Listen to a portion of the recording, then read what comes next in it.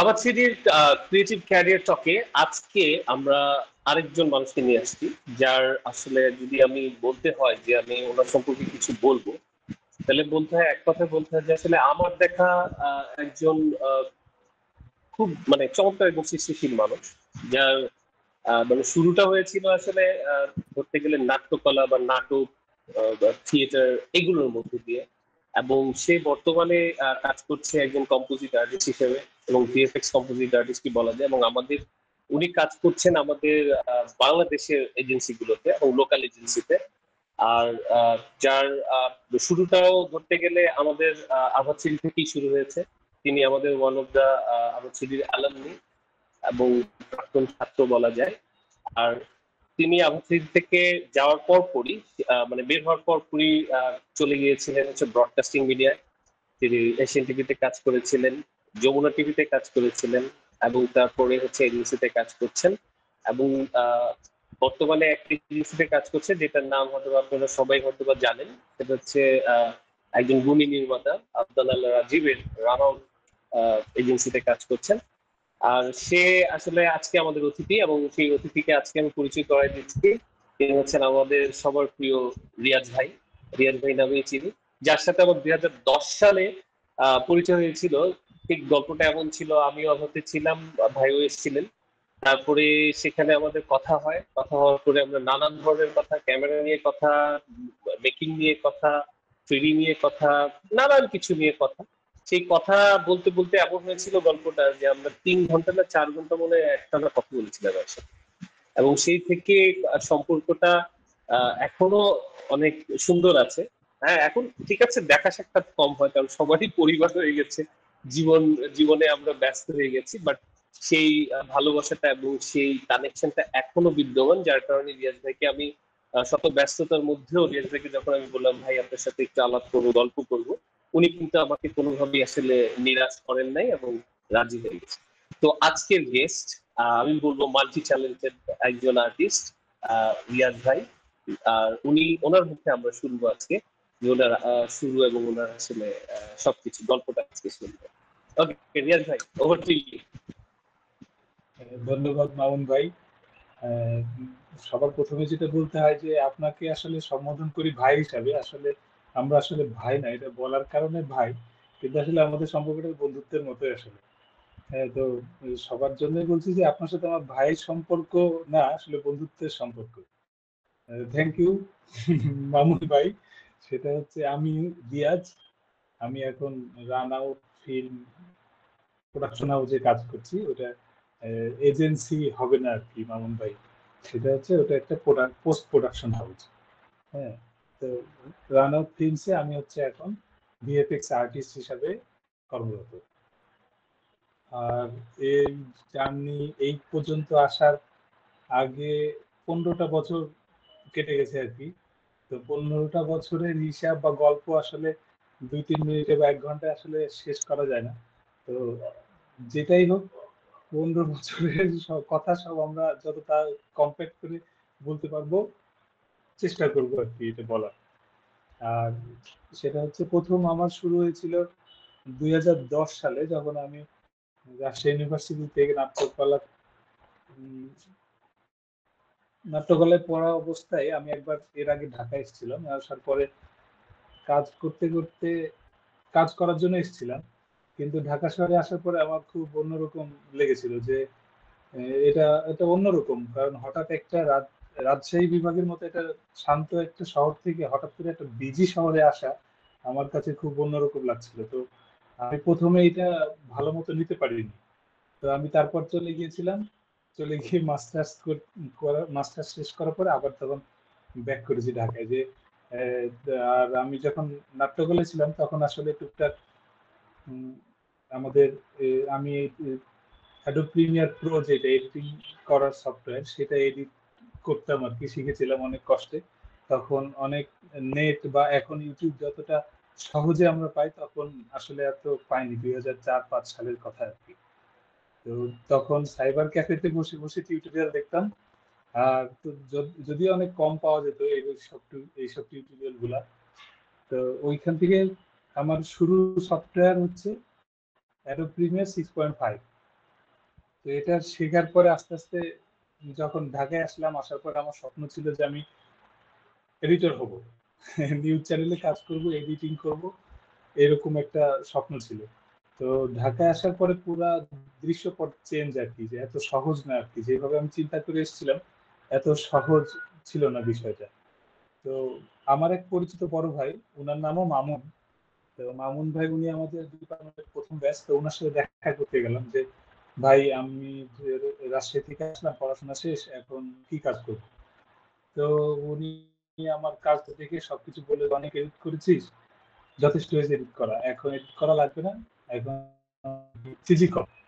হ্যাঁ, তো আমার জীবনে সিজির কথা প্রথম আমি ওইটাই তখনই শুনলাম যে সিজি মানে কি এটাই জানি না। সিজি মানে হচ্ছে কম্পিউটার গ্রাফিক্স। এই ওয়ার্ডটাই আমার কাছে তখন মানে আমি যে জানি না যে এটা সিজিতে কম্পিউটার গ্রাফিক্স হয়। তো যাই হোক, তারপর আমি বললাম যে সিজি কি করে করব, এখন আমি তো এগুলো কিছু জানি না। না, তোকে শিখতে হবে, শিখে এটা করতে হবে, এটাই এটাই এখন থেকে। তখন আমি বললাম তাহলে কিভাবে এটা করব। তখন উনি আমাকে তখন হচ্ছে স্কেচ নামে একটা, তান্না ভাই আমাদের আভা 3D স্টুডেন্ট। তো তান্না ভাইয়ের কাছে আমি আমাকে নিয়ে গেলেন মামুন ভাই। যখন নিয়ে গেলেন, নেওয়ার পর উনি আমাকে দেখে বললো যে উনি তো ফ্রেশার, ও তো ফ্রেশার, কিছুই জানে না। তো কিছু ন্যূনতম কিছু যদি শিখে আসে তাহলে আমরা হয়তো ওকে কাজ টাজ করিয়ে বা ট্রেনিং দিয়ে আমি ওকে নিতে পারি, একটা কাজে জবে বা জব অফার করতে পারি, এইভাবে বলেছিল। তো তখন মামুন ভাই বা আমরা জিজ্ঞেস করলাম যে এই সব 3D বা এইসব কোত্থেকে শেখা যায়। তো তান্না ভাই তখন বলেছিল যে আমি একজনের কাছ থেকে শিখেছি, উনি হচ্ছে আরিফ আহমেদ, শ্রদ্ধেয় আরিফ আহমেদ স্যারের নাম বললেন। আভা 3D তে এই কোর্স করানো যায়, করানো হয় আর কি। তো চাইলে আমি ওখান থেকে করতে পারি। তো আমি তখন ইনফরমেশনটা নেওয়ার পরে আমি ঠিক আছে তাহলে ওখানেই যাই, শিখি। যেহেতু উনি হচ্ছে তখনকার সময় তান্না ভাই স্কেচ একটা খুবই ভালো একটা পর্যায়ে ছিল। তো তখন দেরি না করে আমরা তার 2 দিন পরে এই আভা 3D ঠিকানা নিয়ে মিরপুর 11:30 ওখানে স্যারের সাথে কথা বলে দেখা করতে চলে যায়। এবং ওই দিনই কথাবার্তা হওয়ার পরে তখন স্যারের সাথে অনেকক্ষণ কথা বললাম, বলার পরে স্যারকে দেখেই আমার মানে প্রথম ফার্স্ট ইমপ্রেশনই এমন লেগেছিল, মনে হচ্ছে যে এটা উনি একটা অপরিচিত মানুষ আমার কাছে, নতুন মানুষ, কিন্তু কখনো মনে হয়নি, মনে হচ্ছে যে উনি আমার ফ্যামিলিরই কেউ, হয়তো অনেকদিন পর দেখা করতে আসছি, এরকম একটা পরিবেশ ছিল আর কি। তো আমার খুব ভালো লেগে গেছে ওই সময়। তো তখন আমি শুরু করি 3ds ম্যাক্স। তো আমি এর আগে 3ds ম্যাক্স এর নাম শুনেছি, কিন্তু কখনোই আমি ওর ইন্টারফেসটা কি হয় সেটাই আমি কখনো দেখিনি। আর এমনি শুনেছি যে এইরকম একটা সফটওয়্যার, যে সফটওয়্যারে বাড়িঘর বানানো যায়, বিল্ডিং বানানো যায়, যা ইচ্ছা তাই করা যায়, লাইট টাইট অনেক কিছু টেক্সচার যা মনে চায় তাই করা যায়। এটা শুনতাম আর অবাক হতাম যে আরে এইরকম সফটওয়্যারও আছে নাকি। তো যাই হোক, তারপরে স্যারের সাথে আমার ক্লাস শুরু হলো, আমি ক্লাস করতে থাকলাম। ক্লাস করতে করতে যখন যেদিন আমার ক্লাসের শেষ ক্লাস, আভা 3D-তে 3ds ম্যাক্স এর যেদিন আমার লাস্ট ক্লাস, তো এর মধ্যে মামুন ভাইয়ের সাথে আমার পরিচয় হয়ে গেছে অলরেডি সেই সময়। এবং ওই সময় হচ্ছে যেদিন লাস্ট ক্লাস সেদিন মামুন ভাই আমার ক্লাসের পরে আফটার ইফেক্ট এর ক্লাস আপনি করতেন।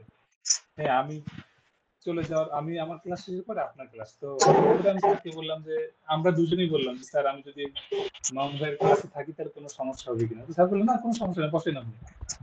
তো আমি তখন বসলাম, বসার পরে ওই দিন মামুন ভাইকে ক্লাস করাচ্ছিলেন স্যার হচ্ছে একটা আফটার ইফেক্ট ট্র্যাকিং করাচ্ছিলেন, একটা সাইকেল জাম্প দিচ্ছিল। তো ওই জাম্পের ওখানে ট্র্যাক করাই দেওয়ার পরে একটা টেক্সট ধরিয়ে দিয়েছে, প্যারেন্ট করে দিয়েছে। তখন তার প্যারেন্ট এগুলো কিছু বুঝতাম না। তো ওই ট্র্যাককে ধরাই দিয়েছে, ওই টেক্সটটা ওই সাইকেলের সাথে যাচ্ছে। তো এইটা আমার জীবনের প্রথম দেখা যায় আরে ভিডিওর মধ্যে এরকমও হয়। ও মাই গড, মানে আমি দেখে আমার মানে আমি সত্যি খুব অবাক হয়েছিলাম যে এরকমও করা যায়।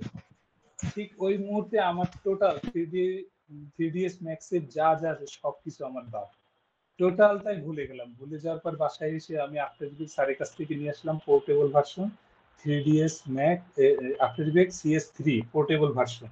আমাকে স্যার একটা, আমাদের ক্লাসগুলো স্যার সিডিতে রাইট করে দিতেন, তো ওর সাথে ওই সফটওয়্যারটা রাইট করে দিয়েছিল। তো ওইটা নিয়ে আসার পরে আমি আমার নিজের পিসি উইন্ডোজ সেটআপ দেওয়ার পরে আমি টোটাল 3ds Max যত সফটওয়্যার সব বাদ, কোনো কিছু ইনস্টল দিইনি, শুধু আফটার ইফেক্ট দেওয়ার পরে এই যে শুরু করলাম টিউটোরিয়াল দেখা। এবং স্যার আমাকে লিংক দিয়েছিলেন যে ভিডিও কোপাইলট অ্যান্ড্রু প্রিমিয়ার, ওনার যে বেসিক কিছু টিউটোরিয়াল ছিল এবং অ্যাডভান্স ছিল। তো অ্যাডভান্স তো তখন প্রশ্নই আসে না, তো বেসিক দেখার পরে নিজে নিজে ট্রাই করতে করতে তারপর আস্তে আস্তে হচ্ছে যে আফটার ইফেক্ট শিখতে শিখতে এখন এই যে এই পর্যায়ে চলে আসছি, কিন্তু এখনো আমি শিখছি। এরপরে জয়েন করলাম হচ্ছে আমি একটা পোস্ট প্রোডাকশন হাউসে, ওটা টোটাল টাইপ পোস্ট, সেটা হচ্ছে অ্যালাইড মিডিয়া, যেটা বাংলা মোটর অফিস ছিল তখন, তবু ভাইয়ের অফিস। তা ওখানে কিছুদিন কাজ করা, 2 বছর মতো কাজ করেছি। কাজ করার পরে তখন এই টিভিসি মার্কেট বা এইসব ভিএফএক্স বা ভিজুয়াল মিডিয়াতে কিভাবে কিভাবে এগুলোর কাজ হয় তখন আর কি জানতে পারলাম আর কি, যে প্রফেশনালি। এরপরে ওখানে কাজ করতে করতে হঠাৎ করে আমার একটা স্বপ্ন ছিল যে আমি টিভি চ্যানেলে জব করব। তো যখন টিভি চ্যানেলে জব করার শখ থেকে একটা অফার চলে আসলো এশিয়ান টিভিতে, তখন নতুন এশিয়ান টিভি নতুন অন এয়ার হবে আর কি। তো তখন আমি ওই ওই সময় জয়েন করলাম এশিয়ান টিভিতে। এশিয়ান টিভিতে জয়েন করার পরে ওখানে ব্রডকাস্ট গ্রাফিক্স সম্পর্কে একটা বিষয় জানলাম, যে ওখানেও গ্রাফিক্স হয়, কিন্তু ওই গ্রাফিক্সটা হচ্ছে এমনি এই ওই গ্রাফিক্সের একটা ক্যাটাগরি আছে যেটাকে বলে হচ্ছে ব্রডকাস্ট গ্রাফিক্স। তো ব্রডকাস্ট গ্রাফিক্সে ওখানে এশিয়ান টিভিতে কিছুদিন থাকার পরে, প্রায় 9 মাস মতো ছিলাম, 9 মাস থাকার পরে আমি তখন ওই চ্যানেল সুইচ করে আমি যমুনা টেলিভিশনে জয়েন করি। এবং যমুনা টেলিভিশনেও আমার একটা ব্রডকাস্ট গ্রাফিক্সের একটা স্বপ্ন ছিল, যে ওখানে অনলাইন গ্রাফিক্সের একটা সফটওয়্যার আছে যেটার নাম হচ্ছে ভিজারটি। হ্যাঁ ভিজারটি, সরি, ওই ভিজারটি অনলাইন গ্রাফিক্স একটা সফটওয়্যার ছিল যেটা হচ্ছে ভিজারটি। তো ওই ভিজারটি শেখার আমার খুব শখ ছিল, যে অনলাইন গ্রাফিক্স ওইটা আমি টিউটোরিয়াল দেখছিলাম, দেখার পরে আমার কাছে মনে হচ্ছিল এটাতেও অনেক অনেক অনেক সুযোগ আছে, অনেক অনেক অনেক কাজ করার অপশন আছে।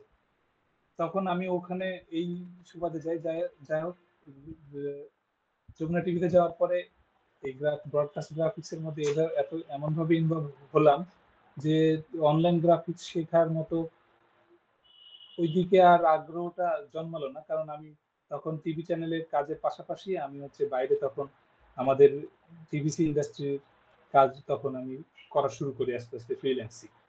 এইভাবে করতে করতে করতে একটা সময় আসলো যে আমার আসলে ব্রডকাস্ট গ্রাফিক্সে কাজ করার মতো বা দেখানোর মতো আমার আর কিছু আমি মনে হচ্ছে না যে আমার ভিতর থেকে কিছু বের হচ্ছে।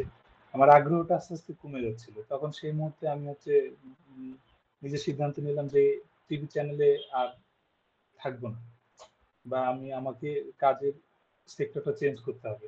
তখন আমার মাথায় অনেক অনেক চিন্তা ভাবনা বা অনেক ভালো লাগা তৈরি হয়ে গেল যে আমি ভিএফএক্স বা ফিল্ম ইন্ডাস্ট্রিতে কাজ করার। তো সেই সুবাদে খুঁজছিলাম, খুঁজতে খুঁজতে আদনান ভাইয়ের সাথে, আদনান রাজীব, উনার সাথে আগে থেকেই সম্পর্ক ছিল। তো হুট করে উনি একটা ফেসবুকে পোস্ট দিয়েছিল, যেটা মামুন ভাইও জানে। হ্যাঁ, এইভাবে খোঁজ পেয়েছিলাম, তারপর উনার কথা মতো গেছিলাম, গিয়ে তারপর ইন্টারভিউ দেওয়ার পরে রান আউটেই কাজ করি, রান আউটে জয়েন করলাম। রান আউটে মোটামুটি আমি 5 বছর ধরে ওখানে টিভিসির কাজ করছি, ফিল্মের কাজ করছি। বেশি আমাদের টিভিসি বেশি হয়। এবং রিসেন্টলি মিউজিক ভিডিও কাজ করছি, রানিং কিছু মিউজিক ভিডিও আছে যেগুলো টোটালি গ্রিন স্ক্রিনের কাজ, রানিং কিছু চলছে। এই তো আমার রান আউটের আচ্ছা, এই যে সংক্ষিপ্ত। আপনার কাজ দেখবো, ইনশাআল্লাহ আমরা কাজ দেখবো। তবে একটা বিষয় একটু রিয়াজের সাথে করছি, আপনি যখন আভাতে শিখছিলেন, মানে আভা চেরিতে যখন শিখছিলেন, তখন আসলে আপনার জব প্লেসমেন্টের জন্য কি আভা কোনো হেল্প করেছিল বা কোনো ধরনের কোনো সাপোর্ট করেছিল, যে আপনার জব পাওয়ার ক্ষেত্রে বা জবে যাওয়ার ব্যাপারে? এইটা এই ব্যাপারটা একটু জানতে চাচ্ছি, যে এই সাপোর্ট গুলো কিরকম ছিল তখন? সেটা হচ্ছে যে ওই সময় যখন আমি 3D কোর্স করার পরে আফটার ইফেক্টে আমি যখন শিফট হই, তখন আসলে তখন তো আমার ঢাকা শহরে যখন আমি আসলাম, তখন আমাকে সার্ভাইভ তো নিজেকে অবশ্যই করতে হবে। তখন একটা স্ট্রাগলের জীবন শুরু হয়ে গেছিল। তো ওই সময়ে একটা বিষয় কাজ করলো যে আমার আমার নিজেকে চালানোর জন্য বা অর্থ করি বা যেটা লাগে আর কি, টাকা পয়সার জন্য তো অবশ্যই কাজ করতে হবে বা জব করতে হবে। তো তখন অনেক জব খোঁজাখুঁজি করেছি, ইন্টারভিউ দিয়েছি অনেক, কিন্তু আসলে কোথাও হচ্ছিল না। কারণ কেন হচ্ছিল না সেটা পরে বলছি। কিন্তু এই ব্যাপারে আমার জব পাওয়ার ব্যাপারে আরিফ আহমেদ স্যারের অনেক চেষ্টা আছে। উনি অনেকের আমি স্যারের সাথে তখন যোগাযোগ কন্টিনিউ হতো। স্যার আমাকে ফোন দিত, খোঁজ নিত যে নিতেন যে আমার কি অবস্থা, আমি কেমন আছি। তো স্যার আমাকে অনেক ২-৩ জায়গায়, অনেক জায়গায় উনার পরিচিত যত জায়গা উনি পেরেছেন সেখানে এখানে আমাকে পাঠিয়েছেন। যে ওখানে রিয়াদ যান আপনি, গিয়ে আপনি আমি কথা বলে রেখেছি, আপনি দেখা করেন। তো এইভাবে আমি হচ্ছে যে একটা জায়গায় আমি মাঝে ৫ মাস মতো আমি হচ্ছে কাজ করেছিলাম। একটা হচ্ছে ডিজিটাল প্রিন্টিং প্রেসে। যেটা হচ্ছে স্ট্যাটিগ্রাফিক, যেটা সবাই বলে আরকি, digital print media, ANC enterprise ওই কোম্পানিটার নাম। তো স্যারের মাধ্যমে আমি হচ্ছে এখানে জব পেয়েছিলাম, কিন্তু আসলে আমার স্বপ্ন ছিল না যে আমি এই প্রিন্টিং মিডিয়াতে বা এইভাবে এই সেক্টরে আমি কাজ করব। যার কারণে ওখানে বেশি দিন আমি কাজ করিও নি। কারণ ওই সময় আমার জবটা দরকার ছিল এইভাবে যে আমাকেও বাঁচতে হবে, মানে আমাকে থাকতে হবে। তখন তো আমি অনেক স্ট্রাগল মানে এবং অনেকটা তখন সার্ভাইভিং করা আর কি, সার্ভাইভ করা, ঢাকায় থাকা, রাইট, টিকে থাকা আর কি এর জন্য। রাইট। মানে আমরা তো আমরা আসলে যারা আর্টিস্ট বা এই সেক্টরে আছি তারা অনেক সময় সার্ভাইভ করার জন্য বা আমাদের আর্টটাকে টিকে রাখার জন্য, আর্টিস্টিক অ্যাক্টিভিটিস টিকে রাখার জন্য আমরা নানান ধরনের নানান কিছু করি, তাই না? অনেকের গল্প আরো কঠিন। যারা আরো বড় আর্টিস্ট হয়েছে তারা দেখা যাবে যে হয়তো বা কেউ গামছা বিক্রি করছে বা কেউ লুঙ্গি বিক্রি করছে। তো আসলে ব্যাপারগুলো কিরকম যে একটা একটা প্যাশন থাকা লাগে, যে যেটা রিয়াজ ভাই বলতেছিলেন যে প্যাশনেট হতে হবে। যে আমি যদি এখন ওনার নাট্যকলায় উনি কোনো একটা কোর্স বা কোনো একটা কিছুর জন্য ঢাকায় এসে এই যে আটকে যাওয়া, প্লাস এই যে একটা মানে সার্ভাইভাল একটা বিষয় বা এক ধরনের ফাইটিং এর মধ্যে দিয়ে যে টিকে থেকে এখন কমপ্লিটলি ঢাকায় শিফটেড, পুরোপুরি ফ্যামিলি নিয়ে থাকছেন, হ্যাপি লাইফ লিড করছেন। তো এটা আসলে this is not a magic. এটা মানে ওভারনাইট হওয়ার কোনো বিষয় না। অনেকেই আছেন যে আমরা দেখি যে মানে জব প্লেসমেন্ট বা 100% জব প্লেসমেন্ট এই ধরনের বিজ্ঞাপন দিয়ে তারা হচ্ছে কোর্সের, তারপর বিভিন্ন জিনিসের মার্কেটিং করে। তা আমরা হচ্ছে যে একদমই ভিন্ন, আমরা আসলে এই বিষয়গুলো বলি না। কারণ হচ্ছে কি, এইটা আপনি আপনার কোয়ালিটি কেমন, আপনার অ্যাবিলিটি কেমন সেটা না জেনে যদি আমি আগেই বলে দিই আপনার জব হবে, এটা এটা আসলে একটা প্রতারণার সামিল। কারণ আপনার কোয়ালিটি থাকতে হবে। আপনি যদি কষ্ট করেন, আপনি যদি প্র্যাকটিস করেন, আপনার জব ফ্যাসিলিটিস আপনি নিজেই তৈরি করতে পারবেন, সেই ক্ষেত্রে আবার আপনাকে সাপোর্ট করবে।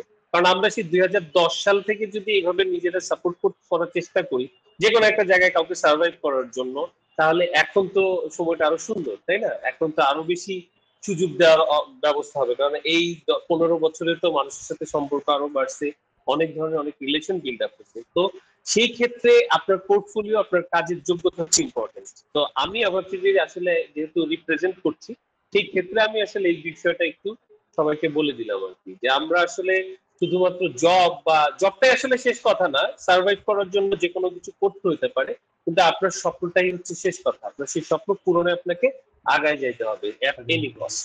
ঠিক আছে? না, আমি আমি রিয়াজ ওই ভাই কথাটাই, বলেন। জি, সরি, যখন আমি একটু বলি যে যে কারণে আমি আমার জব হচ্ছিল না সেটা তখন বুঝিনি, কিন্তু এতদিন পরে আসার পরে এখন রিয়েলাইজ করতে পারি যে ওই সময় আমি 3D শিখলাম, আফটার ইফেক্ট শিখলাম, কেন তারপরও আমার কেন জব হবে না? ফটোশপ জানি, ইলাস্ট্রেটর জানি, তাহলে কেন হবে না আমার? আমি তো এতগুলো সফটওয়্যার, অনেকেই জানে না, তো এতগুলো জানার পরে আমি কেন হবে না আমার? তো তখন তখন বুঝিনি, কিন্তু এতদিন পরে রিয়েলাইজেশনটা এইভাবে এসছে যে আসলে প্রত্যেকটা জিনিসের শেখার পরে শিখলেই আসলে হলো না। শেখার পরে ওর পারফেকশন হওয়ার একটা ব্যাপার আছে। যে আমি এটা দিয়ে সফটওয়্যারটা আসলে বিষয় না। সফটওয়্যার থেকে আমি কি বের করছি এবং এই জিনিসটা বানাচ্ছি, যে ক্রিয়েট করছি, এই জিনিসটা কতটুকু ভালো লাগার, কতটুকু সুন্দর, কতটুকু কাজের। তো ওই সময় যেহেতু আমি নতুন, আমি একদমই কাদামাটির মতোই আরকি। তখন আমি যদি নিজেই শিখছি, ওই সময় যদি আমাকে প্রফেশনাল লেভেলের যদি কোনো কিছু বানাইতে বলা হয় বা ওইটা যদি আমাকে করতে বলা হয়, তো অবশ্যই সেটা আমার পারফেকশন আসবে না।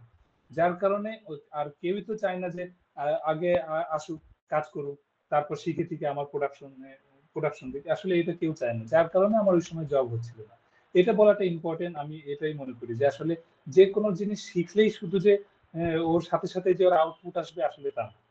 কিছুদিন আর বিশেষ করে আমার লাইফের এক্সপিরিয়েন্স দিয়ে আমি যেটা বলি যে গ্রাফিক্স বা এই লাইনে যারা আসবে তাদেরকে অনেক প্যাশনেট এবং অনেক ধৈর্যশীল হতে হবে। ধৈর্য ধরে যদি থাকতে পারে তো অবশ্যই এইটার মতো ভালো বা অনেক ভালো সাফল্য পাওয়ার লাইফ আর কোথাও আছে বলে আমার মনে হয় না। মানে এটাতে অবশ্যই ভালো কিছু অবশ্যই হবে। যেমন আমাদের আমাদের এখানে এই মাজহারুল ইসলাম শুভ ভাই এসেছিলেন, যিনি হলিউডে কাজ করেন। উনি একটা সময় সাইকোর স্টুডিওতে কাজ করতেন। তো ওখানে ওই নিউকের একটা কোর্স করতে গিয়ে উনি ওই নিউকের প্রেমে পড়ে গিয়ে তারপর নিউকটাকে এমন ভাবে আঁকড়ে ধরেছিলেন যে উনি হলিউড পর্যন্ত চলে গেছেন, এখন হলিউড এজেন্সিতে গুলো কাজ করেন। এবং উনি আমাদেরকে বলেছিলেন যে যদি এমন হয় যে রেডি ছেলে পেলে আছে নিউকে ভালো কাজ করে, তাহলে আমি আমার টিমে নিতে পারবো, তাই না শুভ ভাই? হ্যাঁ, মনে আছে যে আমি আমি তাদেরকে কাজ করাতে পারবো। এখন সেই ধরনের ছেলে পেলে পাই না। উনি আরেকটা মজার কথা বলছিল, সেটা বলছিল যে এরকম যে অনেকে মনে করে কি যে ফ্রিল্যান্সিং এন্ড জব দুই বিষয়। তো ফ্রিল্যান্সিং অনেক মনে করে যে আমি শিখে ফ্রিল্যান্সিং এ গেলে আমি ফ্রিল্যান্সিং এ খুব ভালো করবো, খুব ভালো। তো উনি যেটা ওনার শেয়ার করলেন, যেটা হয় না অ্যাকচুয়ালি হচ্ছে কি, ফ্রিল্যান্সিং করার আগে আপনাকে ডেস্ক জব করতে হবে। 2-3 বছর আপনি ডেস্ক জবটা করেন। ডেস্ক জব করলে আপনি যেই ধরনের ওই টাইম ফ্রেম, তারপরে হচ্ছে যে ধরনের প্রিপারেশন, যে ধরনের মানে যেই চ্যালেঞ্জের ভিতর দিয়ে যাবেন, ওইটা হচ্ছে আপনাকে ফ্রিল্যান্সিং এর জন্য রেডি করবে। তখন আপনার কাছে মনে হবে যে বাবা, ওই মাথার কাছে এই 9 to 5 বসের চেয়ে আমার মনে হয় freelancing boss is much better. তো ওই ওই পরিপক্কতাটা তৈরি হয় আর কি। তো সেটা উনি ওইখানে বলছিল, সেটা আপনার কথাও মোটামুটি আমরা এটা পেলাম যে আসলে যদি কেউ কাজ শিখে শেখার পরপরই চিন্তা করে যে সে কাজ পেয়ে যাবে বা কোনো একটা জব পাবে, তাহলে এইটা আসলে একটা ভুল ধারণা। তাকে একটু সময় দিতে হবে, সবকিছুর একটা সময় লাগে। আচ্ছা রিয়াজ ভাই, আমি আরেকটা প্রশ্ন এখন একটু করি, সেটা হচ্ছে ধরেন আপনি তো ব্রডকাস্টিং এ কাজ করলেন, বাংলাদেশের ব্রডকাস্টিং এ আমি অনেককেই দেখেছি যে যারা সিরিয়াল রেগুলার কাজ করছেন বা এখনো আটকে আছেন, ব্রডকাস্ট থেকে ছুটতে পারেন নাই। বিভিন্ন ধরনের চ্যানেল আসে, বিভিন্ন ধরনের বিষয় আসে। আপনার আসলে কি মেসেজ, মানে যারা ব্রডকাস্টে যায় বা ব্রডকাস্টে কাজ করতে চায় বা ফিউচারে করতে চাচ্ছে, তাদের জন্য কোনো কি মেসেজ আছে? মানে ধরেন আমরা তো বাইরের ব্রডকাস্টিং সিস্টেম গুলো কিছু অন্যভাবে দেখি, যারা বাইরে কাজ করে তাদের একটা ব্যাপার থাকে, তারা এক ধরনের একটা লেভেলে চলে যায়, তাদের টেন্ডেন্সিটা অন্যরকম থাকে, হ্যাঁ। তো আমাদের এখানে ব্রডকাস্টের ব্যাপারে আপনার মানে ধারণাটা কি, বা আপনার কি বলার আছে ব্রডকাস্ট মিডিয়ায় কাজের ব্যাপারটা? ব্রডকাস্ট মিডিয়ায় গ্রাফিক্সের কাজের সেক্টরটা হচ্ছে এটার এটার যদি আপনি দিক চিন্তা করেন, এটারও অনেক মানে বিশদ, মানে অনেক বড়।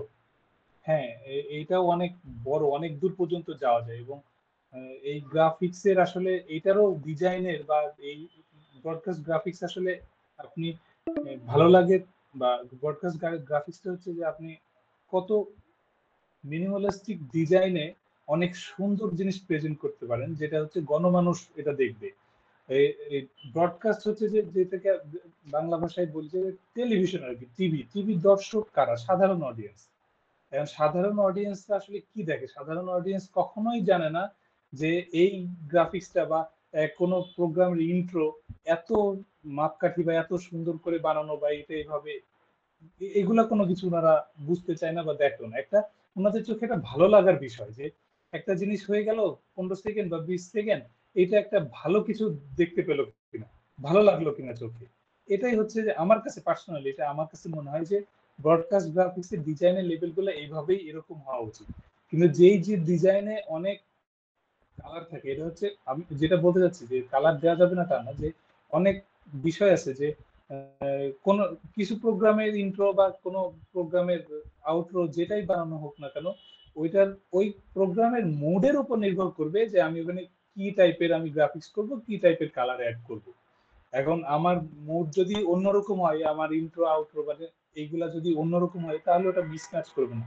কিন্তু এই জিনিসগুলাও যে যে কিউসি করবে, মানে যে ব্রডকাস্ট গ্রাফিক্সে যারা কাজ করে এবং যাদের বস থাকে, ওই বস গুলা চোখ যতখানি যে চ্যানেলের বস হচ্ছে যে বা এই চ্যানেলের যে হেড অফ ডিপার্টমেন্ট থাকে, উনার চোখ যতটা শার্প সেই চ্যানেলের গ্রাফিক্স, আমি বলবো যে তার গ্রাফিক্স বা ওই চ্যানেলের স্ক্রিন ততটাই সুন্দর।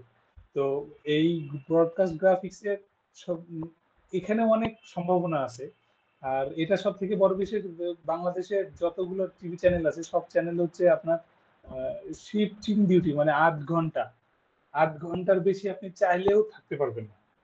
আপনি গেলে তারপর আপনার পর আর একজন বই ওখানে বসবে আর কি। তো যার কারণে এটার একটা সুবিধা আছে যে আমি 9 to 5 যেরকম সরকারি চাকরির মতো একটা থাকে যে 8 ঘন্টার বেশি আমাকে কাজ করতে হবে না, সেটা। তো আর এই ব্রডকাস্টে এইরকমই একটা সিস্টেম থাকে, ওখানে আরাম আছে। তো আবার অনেক সুযোগ সুবিধাও আছে। কিন্তু আমি যেটা মনে করি আমার কাছে বিষয়টা ভিন্ন, যে আমি আসলে এত আরাম পছন্দ করিনি জীবনে, যে আমি আরো কিছু শিখতে চাই, আমি এখানে থাকবো না, আমি আটকে থাকবো না, আমি আরো বাইরে যাবো, আমার মন এখানে নাই, আমার মন চাচ্ছে একটা, আমি আছি আর এক জায়গায়।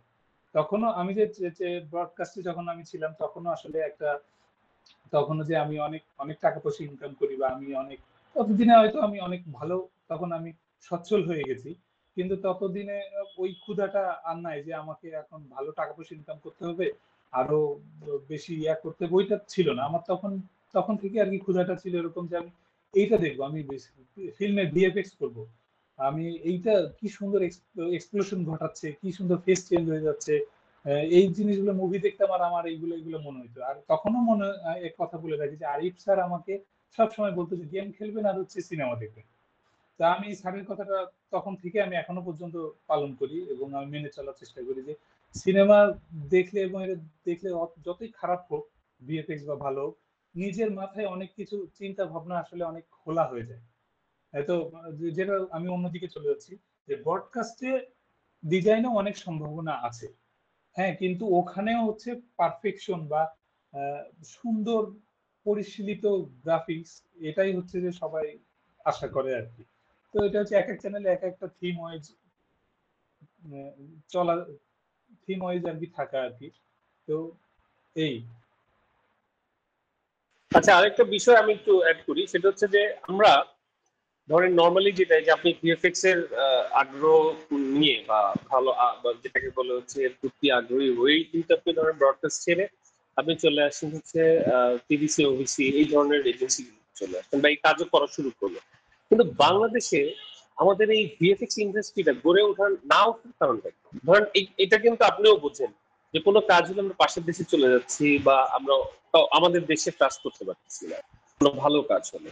তো সেই জায়গায় দেখা যায় যে আপনারা রিসেন্টলি একটা ফিল্ম করেছেন বা আপনারা run out recently Coke studio করেছে, তাই না? কোক স্টুডিও গান করেছেন আপনারা সেখানে, যেমন মালোমা গানটা মনে হয় আপনি মনে হয় সিজি করেছিলেন, তো ওইখানে তো অনেক কাজ ছিল, কারণ ওইখানে মেকিং এর দিনও মনে হয় আপনি ছিলেন, তাই না?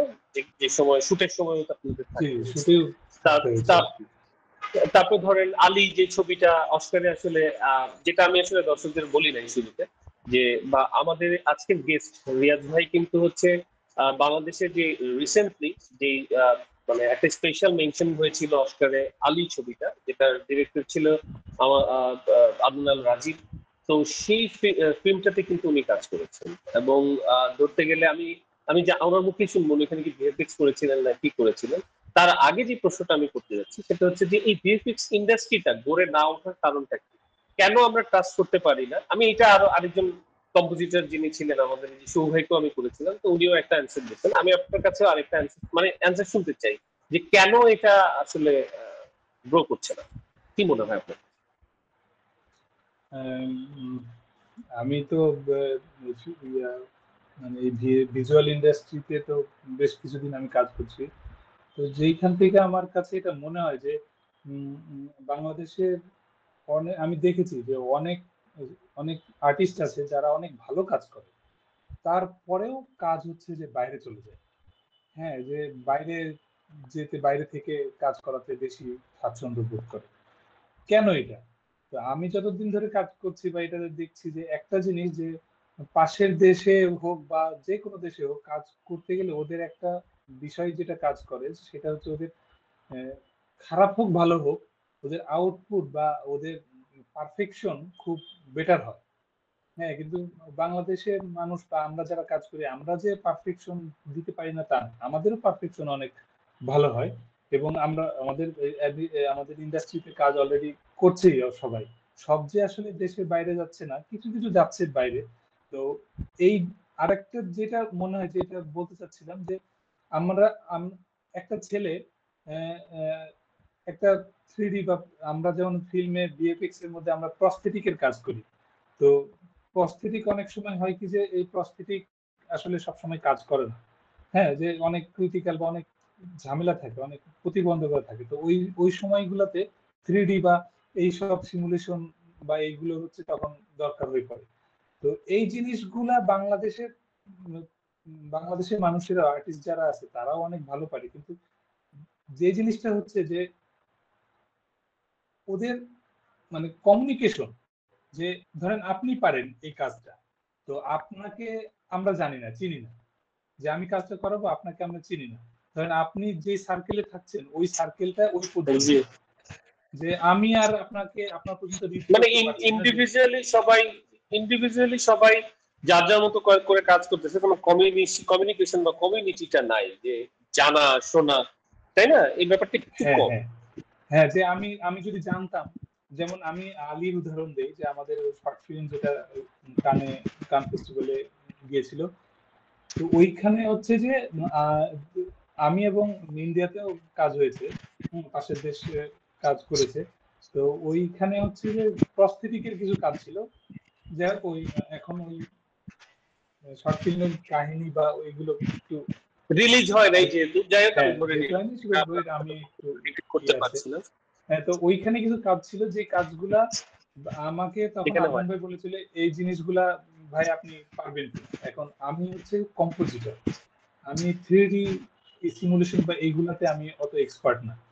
তো হুম। যেহেতু আমি এক্সপার্ট না, তখন আমি কিন্তু অনেক সেই সময় আমি অনেক খুঁজেছি যে এই এই জিনিসগুলো কে পারে বা এরকম। তো আমি ওরকম ভাবে কাউকে আমি দেখতে পাইনি। যদি আমি দেখতে পাইতাম তাহলে হচ্ছে অবশ্যই আমি তাকে হায়ার করতাম বা আমি তার সাথে যোগাযোগ করে আমি বিষয়গুলো সলভ করার চেষ্টা করতাম। তো যখন এরকম দুই একদিন হয়ে যাচ্ছে আমি যখন কোনো অ্যান্সার দিতে পারি নাই, তখন আলটিমেটলি আদনান ভাই এত সময় তো নষ্ট করবেন না। আমিও নিজে নিজে অনেক চেষ্টা করেছি, করে দেখতেছি, কিন্তু আসলে ওরা আমি দেওয়ার পরে দেখানোর পরে আমি বলে দিয়েছি ভাই এটা আমার দ্বারা সম্ভব না, এটা ভালো হয়। হ্যাঁ, আমি হুম। জোরাজুরি করি, তখন উনি বাধ্য হয়েই পাশের দেশের একটা হাউস ছিল সিজি হাউস, ওদেরকে ডাকলো, ওনারা আসলো, এসে ব্রিফ নিয়ে গেল, তারপর উনি দেখানোর পরে ওইটা হচ্ছে আমরা ফাইনাল করেছি। এটা ছাড়া বাদবাকি যত কম্পোজিটিং এর কাজ আছে ওই ফিল্মে, ওই সব কিছু আমি করেছি, আর ওনারা শুধু প্রস্থেটিক জায়গাগুলা কাজ করেছে। মানে সিমুলেশন বা এই সিমুলেশন, জায়গাগুলোতে যেখানে কাজ রাইট। করার তো দরকার, সিমুলেশনের কাজ, আমার কথা তাই হচ্ছে না? যে এই ধরনের আমাদের, হ্যাঁ, জায়গাগুলোতে। আমাদের বাংলাদেশে অনেক আর্টিস্ট আছে, আমারও দেখা আছে যে মানে অনেকেই রিয়েল ফ্লোর, আমাদের যেমন আমাদের অ্যাড ইন্ডাস্ট্রিতে রিয়েল ফ্লোর কিন্তু অনেক দরকার হয়ে পড়ে অনেক সময়, যে ধরেন হ্যাঁ, আমাদের অনেক সিমুলেশন বা এই শর্ট গুলো আমাদের অনেক কাজ চলে আসে, যে হঠাৎ হঠাৎ করে যে ওই সময়গুলোতে তখন হচ্ছে আমরা পাই না কাউকে, বা পায়ও দুই দুই একজন হয়তো এক্সপার্ট আছে, তো ওনারা সবসময় কাজে ব্যস্ত, বা অনেক সময় আছে যে ধরেন আপনার প্রোডাক্ট কম, লোকজন অনেক বেশি, তাহলে ওই জিনিসটার চাহিদা অনেক বেশি হয়ে যাবে। তো যখন ওই হুম। চাহিদাটা যখন বেশি হয়ে যায় তখন হয় কি যে অনেক সময় রিচ করতে পারি না, তখন আমরা করি কি এত ঝামেলার দরকার নেই, এত টাইম টেবিলের দরকার নেই, চলো যাই পাশের দেশে, যে ওখানে বললে ওনাদেরকে অনলাইনে ব্রিফ দিলে ওনারা হচ্ছে আউটপুট দিয়ে দিচ্ছে। হ্যাঁ, সো আসলে যার কারণে কি আমার কাছে যেটা মনে হয় যে ধরেন আমি তো ধরেন এই ইন্ডাস্ট্রিতেই অনেক বছর ধরে আছি, যেহেতু এই সবকিছুর সাথে কানেক্ট, আমার কাছে মনে হয় কি আমাদের দেশে প্রফেশনালিজমের অভাব আছে। মানে ওভারঅল যদি আপনি বলেন যে আমাদের কাছে সবকিছু আছে কিন্তু গোছানো ভাবে না, কোনো কিছু আপনি মানে সেট আপ ওয়েতে থাকে না, আমাদের সবকিছু বিচ্ছিন্ন ভাবে থাকে, স্ক্যাটার্ড ওয়েতে থাকে।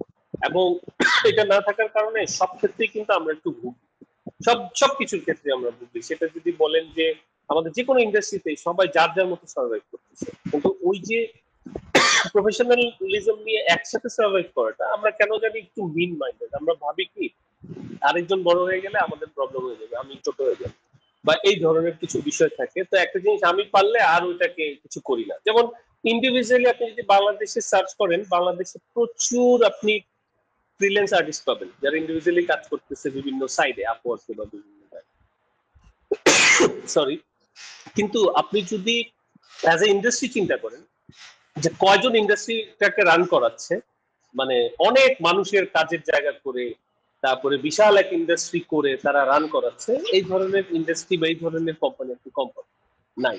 কারণ কি, ওই আমরা আসলে কি যারা সবাই নিজের ভালো চিন্তা করতেছি, কিন্তু আমি যখন একসাথে একটা লিডারশিপ অ্যাবিলিটি এখানে বিল্ড করে আমি যখন 100 জনের কর্মসংস্থান করতে পারবো, এটা তো মাচ বেটার। তাহলে 100 জনকে যদি আমি চালাতে পারি তাহলে আমিও তো তখন অনেক কামাবো। এই ব্যাপারটা আমাদের ভিতরে আসলে নাই। তো এটা একটা ল্যাকিং আমার কাছে মনে হয় আর কি, যেটা হচ্ছে একটা মানে আমরা নিজেরা ভালো থাকার জন্য। আবার অনেক ক্ষেত্রে বাংলাদেশের প্রশাসনিক অনেক প্রবলেম থাকে, যার কারণে আর কি অনেকে চিন্তা করে যে বিজনেস প্রসেসে না যাই, না গিয়ে আমি নিজে ভালো থাকি। তা সেখানেও ভালো থাকা যায় না, সেখানেও ট্যাক্স ব্যাট ঢুকে যায় সামহাও। এটা আসলে জোকা পার্ট, কিন্তু হয় বিষয়টা এরকমই। আচ্ছা, আমার একটা কোশ্চেন ছিল, সেটা হচ্ছে আম, আপনি এখন, আগে তো আপনার অ্যাডোব প্রিমিয়ার এবং হচ্ছে আফটার ইফেক্ট এগুলো নিয়ে কাজ করতেন, তো এখন আসলে মানে কি ওই সফটওয়্যার এগুলোই মানে কাজ করতেছেন, নাকি আরো কোনো সফটওয়্যার লাগে কাজ করার জন্য মানে আপনার প্রফেশনে? না, আমি তো অ্যাডোব প্রিমিয়ার তো তখনই শেষ করে দিয়েছি ঢাকায় ঢোকার পরে। তখন আসলে এখন আর আমি তো এডিট এডিট এডিট করি না আর কি। তো প্রিমিয়ার প্রো দরকারও পড়ে না, কিন্তু হুটহাট মাঝে আমার নিজের জন্য যদি কোনো কিছু দরকার পড়ে তখন হয়তো আমি একটু খুলি, হয়তো এইটাই। তাছাড়া আমি টোটালি প্রিমিয়ারে এখন কোনো কাজ করি না। আমার টোটাল কাজ আমার হয় হচ্ছে আফটার ইফেক্টস আর ফটোশপ, ইলাস্ট্রেটর আর 3D-র জন্য আমি হচ্ছে সিনেমা 4D এখন কাজ করি। আগে ম্যাক্সে কাজ করতাম, স্যারের কাছ থেকে ম্যাক্সই শিখেছিলাম, কিন্তু এখন হচ্ছে আমি টোটালটাই সিনেমা 4D-তে কাজ করি। আর রেন্ডার দিয়ে হচ্ছে আমি অকটেন রেন্ডার ইঞ্জিন ইউজ করি আর কি, অকটেন। তাহলে ওই মানে এটাই। 3ds আর ম্যাক্সের থেকে আপনি যখন মানে সিনেমা 4D-তে আসেন, এটা কি মানে এই রান আউটে আসার আগে আসছিলেন, নাকি ওই যখন আপনি টিভিতে মানে টিভি ইয়েগুলোতে ছিলেন তখন চলে আসছিলেন?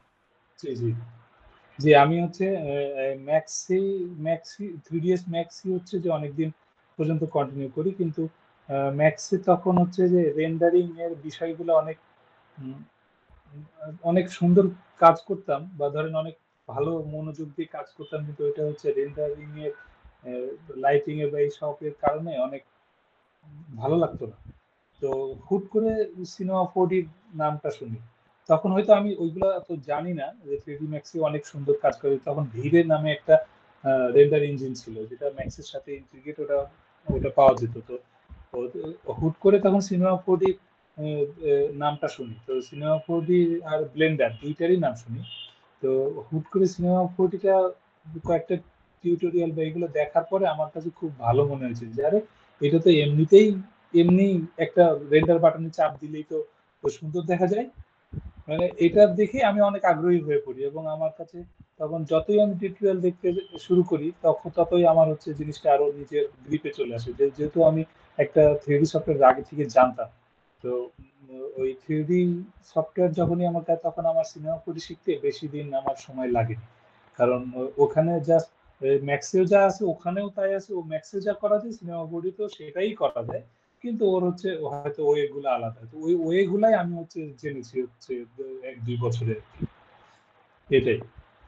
আর আর একটা জিনিস, সেটা হচ্ছে এই ব্রডকাস্ট গ্রাফিক্স এর জন্য যখন আমরা নিউজের ইন্ট্রো টিন্ট্রো এগুলো বানাই, তখন এই সিনেমা 4D-টা অনেক সাপোর্টিভ মোশন গ্রাফিক্স এর কারণ ভিতরে আর কি, বা ব্রডকাস্ট গ্রাফিক্স এর জন্য খুব তাড়াতাড়ি আউটপুট দেওয়া যায়, কালার ঠিকঠাক করে, মানে খুব লাইট তো আর ওখানে কি। মোগ্রাফ একটা অপশনই আছে, হ্যাঁ, যেটা মোগ্রাফ দিয়ে অপশন আপনার আছে যেটা হচ্ছে ব্রডকাস্টে খুব কুইকলি ডিলের ওই জন্য খুব ইনস্ট্যান্ট হেল্পফুল। ক্লোন করা প্লাস ইয়ে করা, ওটা কুইক করা যায়। হ্যাঁ হ্যাঁ, এইটা খুব দারুণ একটা অপশন ছিল, যার কারণে সিনেমা 4D তখন থেকে বেশি আগ্রহী হয়ে পড়ি, এবং তখন থেকে সিনেমা 4D-তেই করি। কিন্তু এটা যায় ইদানিং আসলে, আরেকটা জিনিস। এই সফটওয়্যারটা মোশন গ্রাফিক্স এর সাথে যায়। আপনার হ্যাঁ এই সিনেমা প্রোডিটা মোশন গ্রাফিক্স এর সাথে। জি বলেন। হ্যাঁ, আরেকটা জিনিস সেটা হচ্ছে ইদানিং আমার মানে আমি বেশি আগ্রহী হয়ে পড়ছি যে আনরিয়েল ইঞ্জিনের প্রতি আর কি। যে ইদানিং টুকটাক আনরিয়েল ইঞ্জিনটা হচ্ছে আমি দেখা শুরু করছি আর কি, যে টিউটোরিয়াল টিউটোরিয়াল এগুলো দেখি, একটু সফটওয়্যারটা ঘাটাঘাটি করি, যে আমার এখন মানে ভিএফএক্স এর মানে আমাদের এই আনরিয়েল ইঞ্জিনে আমি যে ভিজুয়াল মিডিয়াতে কাজ করি, এটাতে হচ্ছে ভার্চুয়াল প্রোডাকশনে মানে এই ফিল্ম ইন্ডাস্ট্রি বা যেটাতে বলি নাকি এটাতে ব্যাপক একটা সম্ভাবনা সামনে তৈরি হবে আর কি। মানে আমরা যদি ইউজ করতে পারি বা আমরা যদি নিতে পারি সফটওয়্যারটা, যদি নিজের মধ্যে নিতে পারি, আমরা যদি জানি আসলে, তাহলেই আসলে ইন্ডাস্ট্রিতে আমরা আউটপুট দিতে পারি।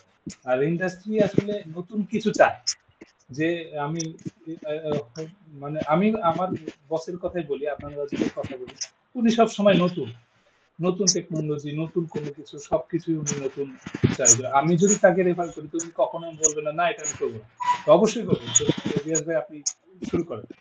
উনি সবসময় এখনো বলে, প্রতিদিনই আমাকে বলে যে এআই দেখেন, এটা করেন, উনি আমাকে যথেষ্ট মেন্টরিং করে আর কি।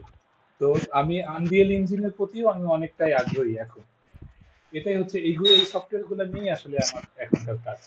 আসলে আনরিয়েল ইঞ্জিন তো আমরা লাস্ট ডে তে একটা করেছি, যে আনরিয়েল ইঞ্জিন স্পেশালিস্ট আমাদের সাথে ছিলেন শাহরাজ খান, শাহরাজ ভাই, যিনি একজন ডেভেলপার, ওয়েব ডেভেলপার এবং plus Unreal engine specialist plus 9 বছর ধরে করতেছেন। উনি যেটা বললেন যে আনরিয়েল ইঞ্জিনের যে ইন্টারঅ্যাক্টিভ ব্যাপারটা আছে সফটওয়্যারে, যেমন আমি যে সময়টা দিচ্ছি সেই সময়ের লাইটিং বা সেই সময়ের বিষয়টা, যেমন আর বিজের ব্যাপারে বললো, তারপর আপনি অনেকটা ভিজারটির সাথে কিছুটা কানেকশন মিল আছে ওই সফটওয়্যারটা।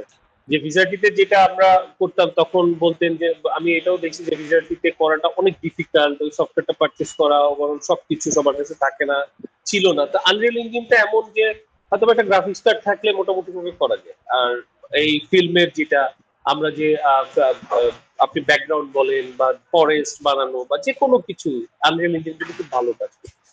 সো এই আনরিয়েল ইঞ্জিন যেহেতু একটা ফিউচার টেকনোলজি এবং ফিউচার বিষয়, সেটার সাথে সাথে আপনার আমি আরেকটা কোশ্চেন করে ফেলি। এটা হচ্ছে জাতীয় প্রশ্ন, আমার মনে হয় শুভ ভাই অলরেডি যে আমরা এই প্রফেশনাল টকে এটা করতেছি সবাইকে। সো একদম ধারণা থেকে, অরিজিনাল ধারণা, আপনার চিন্তা থেকে আপনি বলবেন, সেটা হচ্ছে যে এআই, আর্টিফিশিয়াল ইন্টেলিজেন্স। এই এআই চলে আসার পরে আমাদের, আমরা যারা এই 15 বছর 16 বছর কাজ করতেছি বা যাই করছি করে আসছি, আসলে কি এদের কাজ কি পুরো জিরো হয়ে যাবে বলে মনে হয় আপনার কাছে? না কি মনে হয় যে এআই একটা অ্যাসিস্ট্যান্ট, এআই একটা সাপোর্টিং স্টাফ হিসেবে আমরা খুব ভালোভাবে ব্যবহার করব, এবং আমরা সেই এআই ব্যবহার করে যে কাজটা আমার 5 ঘন্টা লাগতো, 4 ঘন্টা লাগতো, সেটা 10 মিনিটে করে গিয়ে ওই 5 ঘন্টা আমি নদীর পাশে বসে থাকতে পারবো, নদীর বাতাস খাবো বা পানির শব্দ দেখবো, পাখি উড়ে যাওয়া দেখবো, এরকম হবে নাকি না আসলে আমাদেরকে রিপ্লেস করে দেবে এআই? মানে আপনার চিন্তা কি? এআই নিয়ে আমার যেটা ধারণা, সেটা আমার এআই কে আমার মোটেও, মানে এখন এআই যে পর্যায়ে আছে, মানে যেই লেভেলে এখন অবস্থান করছে আর কি, তো সর্বশেষ লেভেল পর্যন্ত যেটুকু আমি দেখলাম সেটা হচ্ছে এআই সফটওয়্যার গুলো বা যে জেনারেট ভিডিও জেনারেট করে দিচ্ছে, এগুলো কোনোটাই স্টেবল না। কোনোটা আসলে স্টেবল না। যে আমি চাচ্ছি, আমি প্রম্পট করছি, আমি প্রম্পট লিখে দিচ্ছি, কিন্তু আসলে এই প্রম্পটটাও আমি কিন্তু নিজে করতে পারছি না। এটা আমরা অনেকে, যারা সবাই করে, যেটা হচ্ছে চ্যাট জিপিটি থেকে প্রম্পট সাজিয়ে নিয়ে এসে ওটাও এআই দিয়েই করে। এখন কথা হচ্ছে যে আমি চাচ্ছি, আমার ভিউ, আমার মন চাচ্ছে যে আমি একটা ক্যামেরা পজিশন, ক্যামেরা অ্যাঙ্গেল বা ক্যামেরা শট এরকম এরকম হবে, আমি এটা চাচ্ছি। কিন্তু আমরা আসলে এআই যে জিনিসটা জেনারেট করে দিচ্ছে, সেটা একটা, আসলে আমরা সাধারণত যেসব জিনিস দেখি না, হুট করে ওই জিনিসগুলো দেখলে আসলে আমাদের তখন ভালো লাগে, আমরা ওই জিনিসগুলো হচ্ছে মেনে নিচ্ছি, যে হ্যাঁ ভালো, হ্যাঁ হ্যাঁ, এটাই আমি স্যাটিসফাইড, হ্যাঁ ঠিক আছে ঠিক আছে। কিন্তু অ্যাকচুয়ালি আমার মনের ভিতর আমি কি সিন দেখছি, আমি কি ভিউটা দেখছি, ওইটা আসলে আমি এআই থেকে আসলে পাচ্ছি না, আমরা আসলে মেনে নিচ্ছি জিনিসটা। আর ভবিষ্যতে কি হবে এটা আসলে আমি, কেউই বলতে পারবে না হয়তো, যে ভবিষ্যতে এআই আসলে কোন পর্যায়ে যাবে। কিন্তু আমি যেটা জিনিস, যেটা বলতে পারি, যে সবাইকে যেটা বলছি, যে যুগের সাথে তাল মিলিয়ে চলাটা হচ্ছে অবশ্যই উচিত। হ্যাঁ, যে এআই 10 বছর পর থাকবে কি থাকবে না সেটা আমরা জানি না, যদি থাকেও ভালো। এআইটা থাকবেই না, শুনুন ব্যাপারটা হচ্ছে কি, এআইটা থাকবে, এআইটা আসলে রিপ্লেসেবল না, এআইটা ডেভেলপ করবে, এআইটা থাকবে। কিন্তু সবচেয়ে বড় অ্যালার্মিং যে বিষয়টা হচ্ছে কি, ধরেন আমরা কাজ করছি, আমরা কিন্তু যেটা বলা যায় যে সৌভাই বা আমরা যে কাজ করি, আমাদের ব্রেইনের সর্বোচ্চ ব্যবহার আমরা করি, যেটাকে বলা যায় আমাদের ব্রেনের দুইটা হেমিস্ফিয়ারই কাজ করে, রাইট হেমিস্ফিয়ারও কাজ করে, লেফট হেমিস্ফিয়ারও কাজ করে, একটা ক্রিয়েটিভ আর একটা লজিক। তো এরকম প্রফেশনে খুব বেশি মানুষ কাজ করে না, যাদের লজিক এবং ক্রিয়েটিভিটাই কাজ করতে হয়। আমরা পুরো কাজটা করি লজিককে ইউজ করে এবং প্রচন্ড ভাবে প্যারা নিয়ে, আই মিন নীরবে নিভৃতে, যখন আমাদের আসলে কেউ রোটোস্কোপিং দেখবে বা আমাদের কেউ যে ক্যারেক্টার অ্যানিমেশন ধরে ধরে যদি আমরা ওই রিক সেটআপ দেখাই বা মুভমেন্ট গুলা দেখাই, ধরে ধরে যদি আমরা বিট মুভ করি, এগুলো দেখলে মানুষ বলবো যে এরা কি মানুষ না অন্য কিছু পর্যায়ে পড়ে।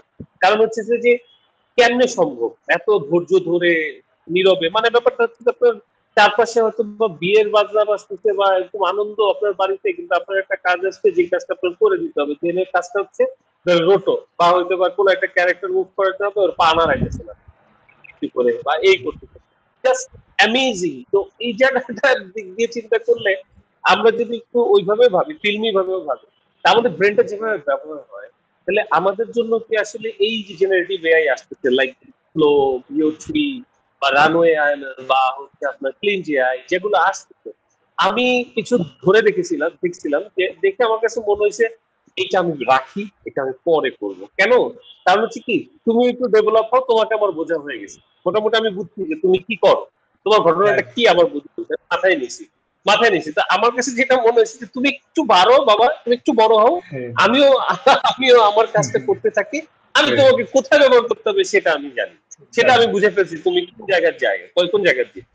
এই ক্ষেত্রে হয় কি, যেটা সবচেয়ে বেশি অ্যালার্মিং সেটা হচ্ছে যে জেনারেশন, কারণ জেনারেশন জি বলে আমরা যে রেগুলেশনটা দেখলাম বা আলফা বলতেছি নানান, তাদের তো তারা, আমি আমার ছোট ভাইয়ের সাথে কথা বলতেছিলাম, তো ও বললো যে যারা এই সময়ের মধ্যে, আই মিন হচ্ছে 2000, ধরে না আপনার বাচ্চা বা আমার বাচ্চা, যারা ওরা যখন 2016-17 এই সময়টাতে যারা জন্মাইছে, এদের স্প্যান হচ্ছে 1 মিনিট।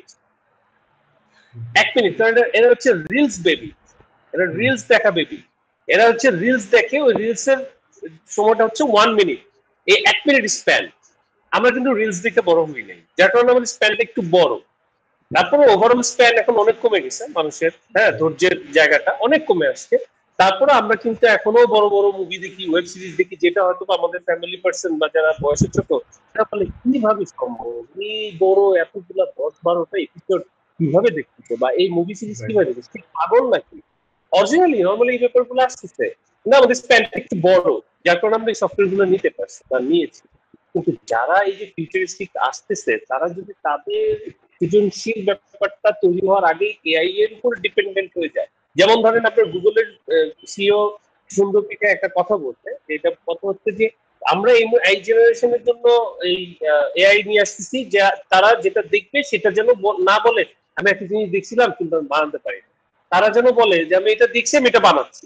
কিন্তু এখানে একটা ডিফারেন্স আছে, যে সে আসলে সেই সৃজনশীল জায়গাটা আসলে তার বিল্ড হচ্ছে, লাইক ছবি আঁকা, কালার সেন্স গুলো গ্রো করছে কিনা, বা সে ভালোভাবে দেখে শুনে আসতেছে কিনা। যদি না আসে তাহলে কিন্তু এআই, আমার মনে হয় না, আমি বিলিভ করি না যে একমাত্র সৃজনশীল টুলস হিসেবে কাউকে আসলে মানে সৃজনশীল হিসেবে ধরে রাখতে পারবে।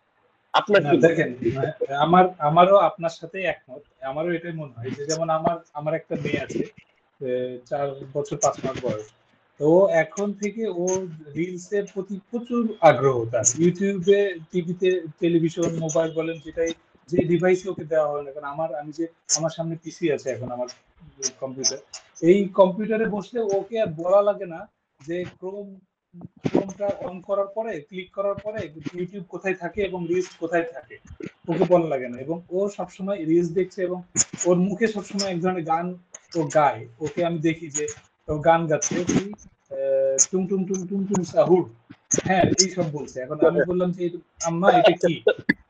এটা হচ্ছে এআই জেনারেটেড একটা ক্যারেক্টার, যেটা হচ্ছে ব্যাপক বাচ্চাদের অনেক ভালো লাগে। আমি দেখার পরে আমার মাথায় হচ্ছে অনেক, মানে আমার মাথায় অনেক কিছু, অনেক চিন্তা ভাবনা আসলো যে আমার বাচ্চাটা, আমরা যেভাবে বড় হয়েছি, কাদা মাটি, রং, কালার, তারপর কাগজ পাতি, ঘুড়ি উড়ানো, দৌড়ানো, প্রকৃতির সাথে থাকা, এই জিনিসগুলো হচ্ছে আমাদের বাচ্চাগুলো পাচ্ছে না। এবং আপনি যেটা বললেন যে এআই নির্ভর যদি হয়ে যায়, তাহলে মানুষের ব্রেন বা মস্তিষ্ক, আসলে যেটা হয় যে আপনি টবে একটা গাছ লাগানো, টবেও ধান লাগালে ধান হবে, মাঠেও ধান লাগালেও ধান হবে। বিষয়টা হচ্ছে এটা যে আপনি কোন প্রোডাকশনে কোন কোয়ালিটি আসলে জিনিস দিবেন।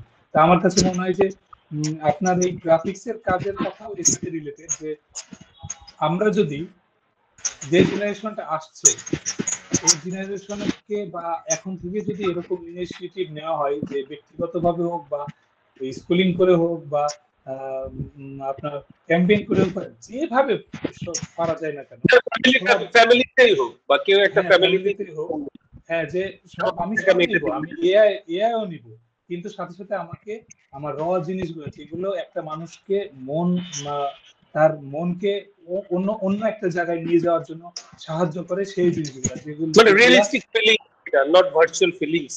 না হ্যাঁ রাইট, যে অবশ্যই রিয়েলিস্টিক ফিলিং, রিয়েল ওয়ার্ল্ডে থাকতে হবে, রিয়েল জিনিস কি কি এবং আনরিয়েল কি কি এই জিনিসগুলা অবশ্যই তাকে বোঝাতে হবে।